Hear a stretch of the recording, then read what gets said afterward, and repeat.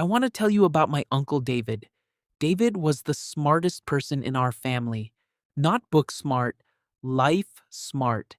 He knew how to fix a car engine, negotiate a salary, and cook a meal that made strangers feel like family. He worked as a regional manager for a logistics company for 26 years. Good salary, stable job, respected in the community. He drove a nice car, lived in a nice house in a nice suburb, and took his family to Florida every summer without fail. He was, by every visible measure, successful. When he retired at 62, he had $180,000 in savings and a mortgage with 11 years left on it.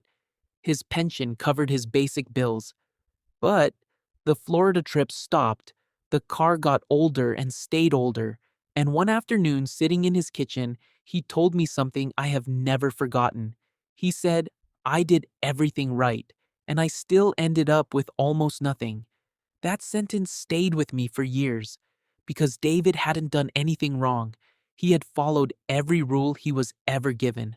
Work hard, get promoted, buy a house, save what you can, raise your kids right. He had done all of it, and it still wasn't enough. And I needed to understand why. This is that answer. The middle class is not poor. That's the first thing you need to understand. And it's also the trap. Being poor is visible. It creates urgency. It forces decisions. When you have nothing, you either find a way or you don't. There's no comfortable middle ground to stand on. But the middle class has just enough to feel okay, just enough to not panic, just enough to believe that things will probably work out if you just keep doing what you're doing. And that feeling, that quiet, comfortable, just enough feeling, is the most expensive thing most middle class people will ever own, because it removes the urgency that creates change. The average middle class household in America earns between $50,000 and $150,000 a year. That sounds like a lot, and it is, until you see where it goes. The mortgage takes 28%. Taxes take 22 to 30% before you even see the money. Car payments, insurance, utilities, groceries, subscriptions, school fees, medical costs. By the time the month ends, most middle-class families are left with somewhere between 5 and 10% of their income to actually build with. Some months, nothing at all. They are not spending on luxury. They are spending on the infrastructure of a middle-class life.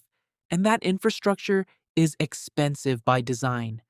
Here is the core problem, and I need you to hear this clearly. The middle class trades time for money. The wealthy own systems that make money while they sleep. A middle class income is almost always linear. You work, you get paid. You stop working, the money stops. Your ceiling is determined by how many hours exist in a day and how much each hour is worth. You can get promoted, you can get a raise, but you are fundamentally limited by your own labor. Wealthy people, not celebrities, not lottery winners, real long-term wealthy people, build or buy things that generate income independently.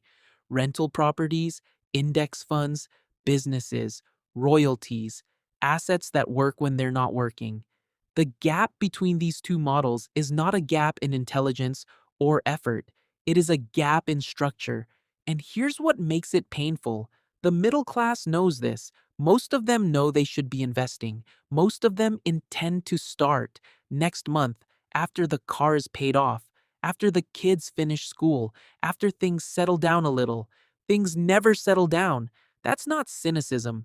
That's just how life at this income level works. There is always something. And while they wait for the something to stop, the market compounds for someone else. Let me give you a number that changed how I think about this. If you invest $500 a month starting at age 25 into a low-cost index fund, averaging 8% annual returns, you will have approximately $1.74 million by age 65. If you wait until 35 to start, same amount, same return, you end up with $745,000. The 10-year delay costs you nearly $1 million, dollars, not because you invested less, because time is the engine and you turned it off for a decade. The middle class is not missing the information. The information is everywhere. They are missing the margin, the financial breathing room to act on what they know. And they are missing it because of something nobody talks about directly: lifestyle inflation. Every raise gets absorbed, every bonus gets spent, every step up in income gets matched by a step up in spending. Bigger house, newer car, better vacations, private school, nicer clothes. The income grows and the expenses grow with it, and the gap between them, the gap where wealth is built, stays exactly the same. I watched this happen to three people I grew up with. All of them make more money at 38 than they ever imagined making at 22. All of them feel like they are barely keeping up because their life expanded to fill every dollar they earned and then borrowed a few more just to maintain the appearance of the life they thought they deserved. There is also something I call the respectability trap. The middle class spends money to look like they have money. Not out of vanity necessarily, out of social expectation. The neighborhood expects a certain kind of car in the driveway. The school expects a certain kind of birthday party. The job expects a certain kind of wardrobe. The family expects a certain kind of holiday. None of these are individually unreasonable. Together, they form a financial prison built entirely out of other people's expectations. The genuinely wealthy, not the performatively wealthy, but the quietly, sustainably wealthy, have almost universally broken this trap. They drive ordinary cars. They live in ordinary houses. They do not perform their net worth for anyone because they understand something the middle class hasn't been taught. Net worth and lifestyle are not the same thing, and confusing the two is what keeps most people exactly where they are. There is one more thing, and it is the hardest one to say. The middle class was never taught to build wealth, they were taught to earn a living. These are two completely different educations leading to two completely different outcomes. Earning a living means get a good job, keep the job, spend what you earn, save what's left, retire at 65, hope it's enough. Building wealth means create assets, minimize liabilities, invest consistently, let compounding do the heavy lifting, achieve financial independence before the system decides you're too old to participate in it. The school system teaches the first one comprehensively for 12 years and then sends people out into an economy that rewards the second one almost exclusively. David followed the first education perfectly for 40 years and ended up with $180,000 and a smaller life than the one he'd been living. He didn't fail. The system he was taught to follow failed him, and it is failing millions of people exactly like him right now. People who are working hard, doing everything right by the rules they were given, and slowly realizing the rules were written for someone else's benefit. So, what actually changes it?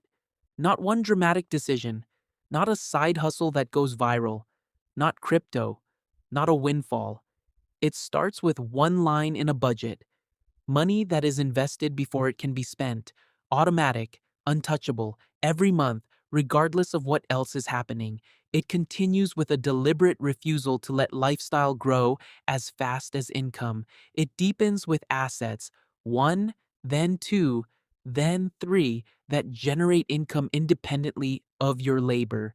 And it compounds quietly over years that feel ordinary and unremarkable from the inside, until one morning you look at a number and realize the structure has been working while you were sleeping. That is not a secret. It is not complicated, but it requires something the middle class comfort zone actively works against. It requires believing, against every comfortable signal your current life is sending you, that just enough is not enough. David knows that now. He knew it at 62 sitting in that kitchen. I wish someone had told him at 32.